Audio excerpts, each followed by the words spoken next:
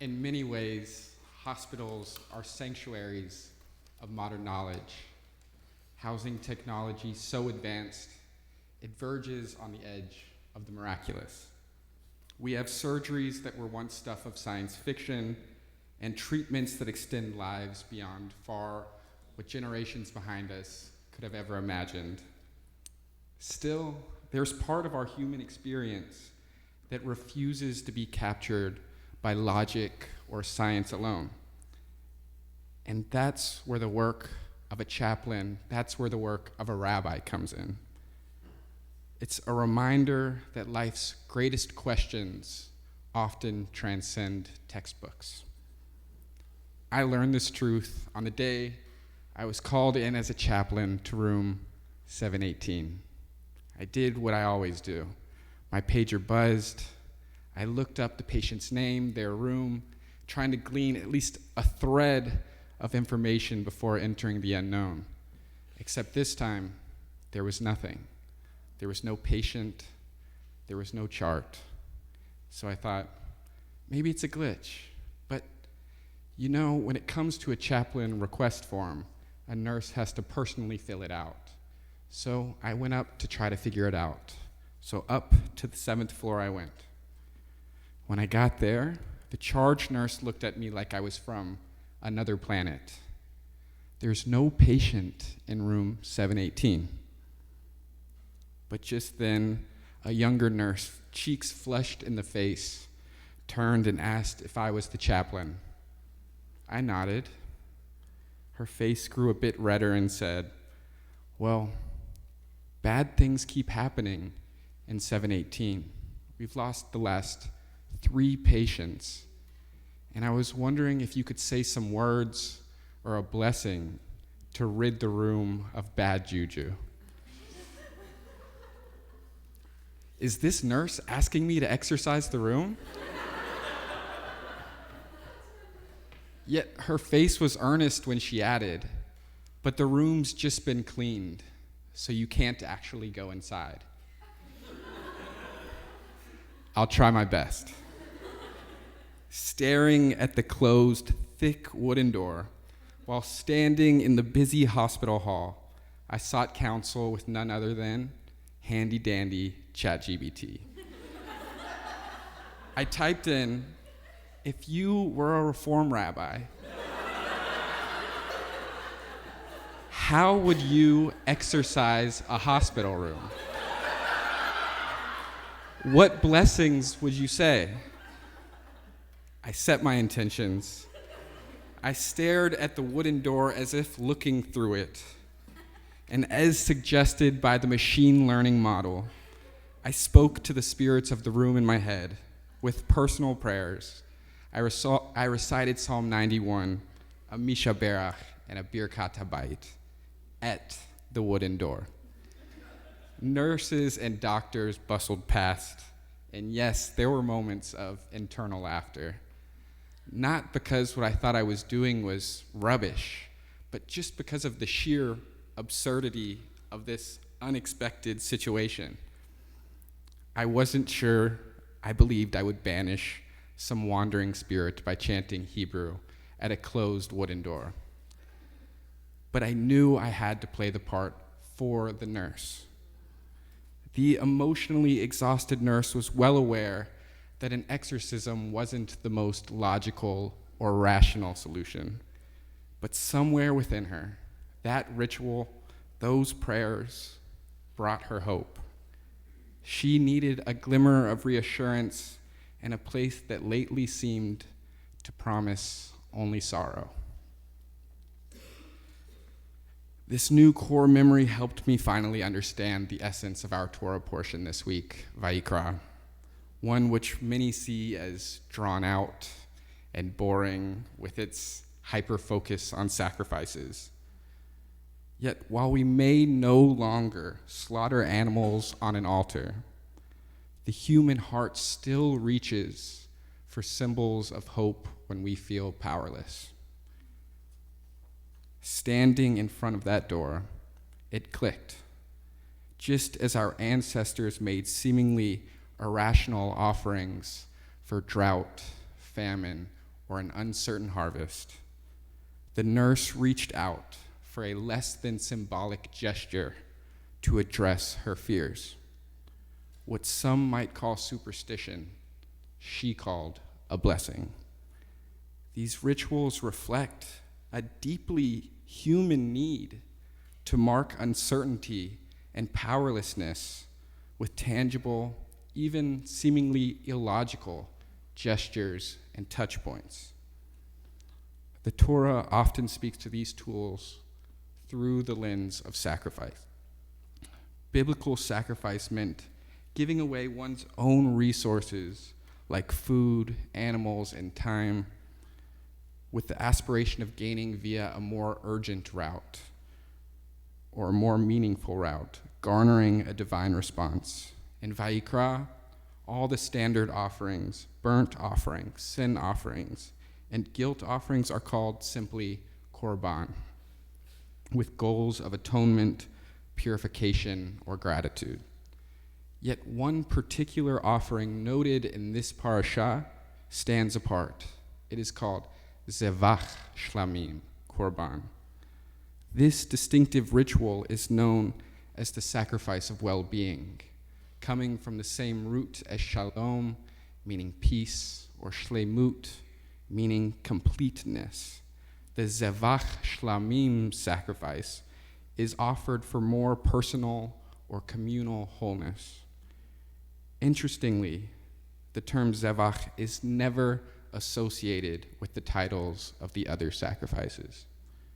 Rabbi Samson Raphael Hirsch explains that the consistent use of the unique term Zevach is used because it also means feast.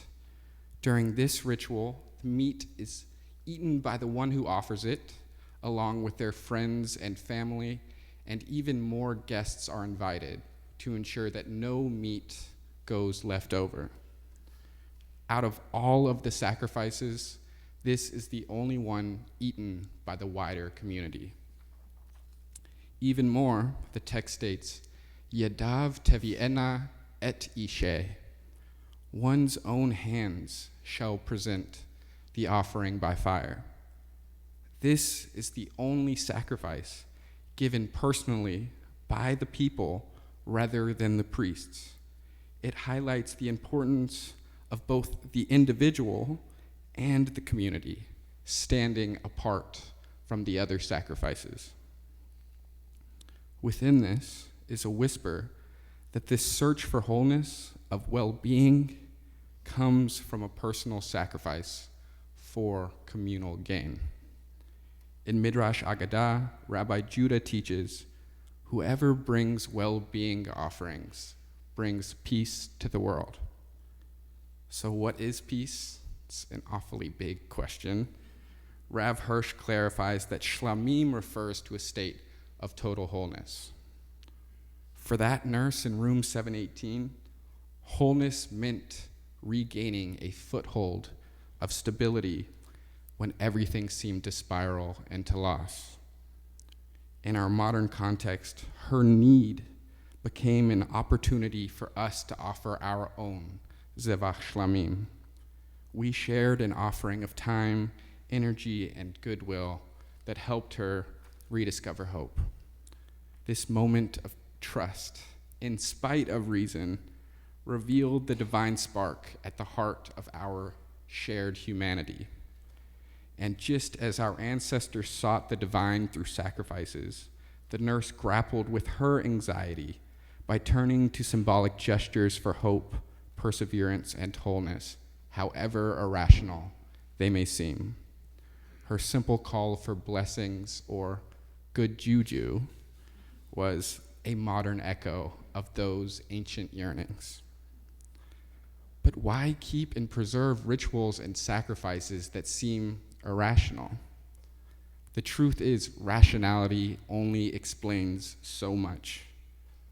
Welcoming the irrational means accepting we humans don't know or understand everything.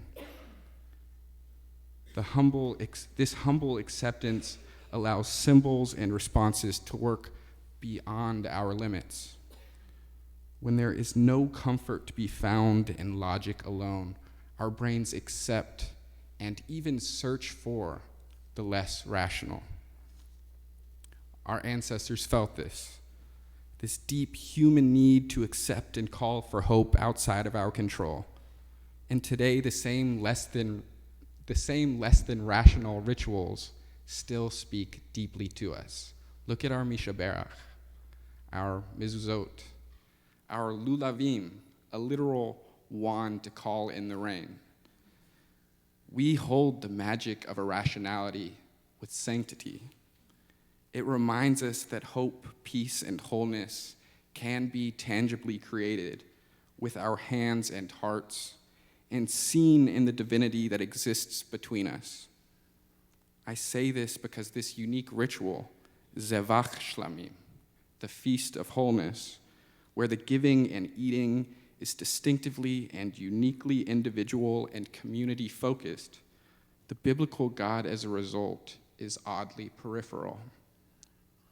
While a sacrifice is often understood in connection with its Hebrew root, kuf resh vet, meaning to come close, in proximity and in relationship to God or one another, this particular offering places its emphasis on how the community supports individual wholeness and how individual contributions foster communal healing. Contrasted with other rituals dominated by priests and God's immediate presence, Zevach Shlamim softly teaches wholeness or healing may come from the intertwined actions of individuals and the community rather than from a deity orchestrating events from above. Maybe the rational and irrational symbols of wholeness and healing aren't symbols of some omnipotent biblical God, and maybe it should remain that way.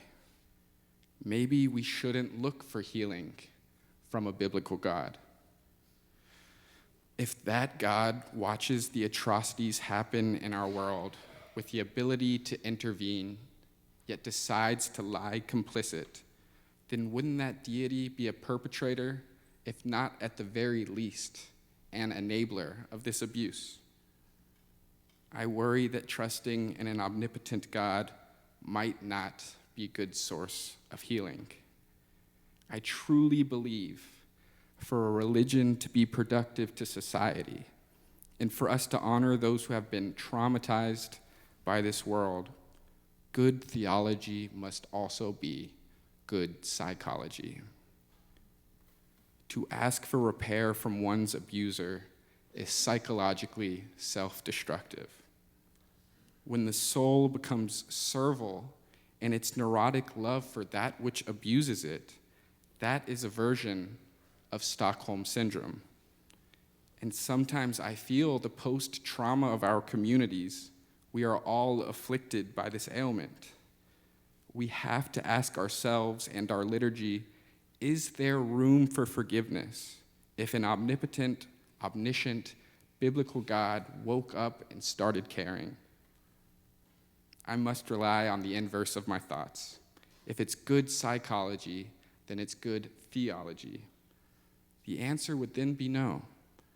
The abused do not become healed by asking their abuser to change.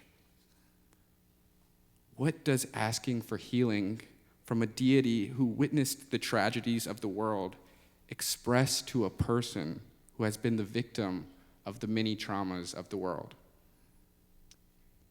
The Zevach Shlamim, with its reduced focus on the biblical God, underscores that wholeness and healing must be individually given and communally responded to. As history shows, healing doesn't necessarily stem from a puppeteering God, but we know for certain healing can be achieved by recognizing the divinity in one another. This korban, this bringing together from the root, kuf resh vet, brings the divine in each other together and makes the responsibility for healing and wholeness rest between people. In the end, exorcism outside the exorcism outside room 718 and the Zevach Shlamim both reveal the same truth. Healing so often comes not from a distant deity, but from the sacrifices, irrational or not, and the tenderness we offer one another. So here we are, returning to that corridor where a less than rational exorcism became a lifeline in the face of hope, in the face of loss. We might scoff at ancient notions of sacrifice, yet Vayikra's Zevach Shlamim refuses to let us forget that hope often blossoms precisely where rationality falters and people come together. We may not pour blood on an altar anymore, yet the human heart still reaches for any symbol that might steady it when powerlessness sets in.